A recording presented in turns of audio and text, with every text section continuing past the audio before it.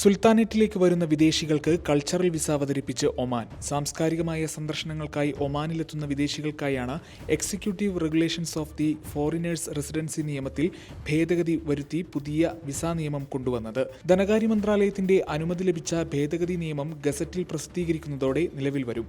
Cultural visa സംബന്ധിച്ച പുതിയ ഉത്തരവ് പ്രകാരം സാംസ്കാരിക ആവശ്യങ്ങൾക്കായി ഒമാനിലെത്തുന്ന വിദേശിക്കും ജീവിത പങ്കാളിക്കും മക്കൾ, മാതാപിതാക്കൾ, സഹോദരങ്ങൾ തുടങ്ങിയ അടുത്ത ബന്ധുക്കൾക്കും വിസയും താമസാനുമതിയും അനുവദിക്കും. വിസ അപേക്ഷയിൽ ബന്ധപ്പെട്ട വകുപ്പാണ് നടപടി സ്വീകരിക്കുക.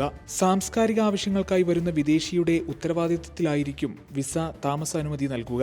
വിസ അനുവദിച്ച തീയതി മുതൽ 3 മാസം വരെയാണ് ഇതിന് കാലാവധി. 1 വർഷത്തേക്കുള്ള കൾച്ചറൽ വിസയ്ക്ക് 50 ഒമാനി റിയാലാണ് ഫീസ് നിരക്ക്. കൾച്ചറൽ വിസിറ്റുമായും അത്തരക്കാരുടെ താമസവുമായും മുമ്പ് പുറപ്പെടുവിച്ച ഉത്തരവുകൾ ഈ ഭേദഗതിയോടെ സാധുവല്ലാതായതായും പുതിയ ഉത്തരവിൽ പറയുന്നു.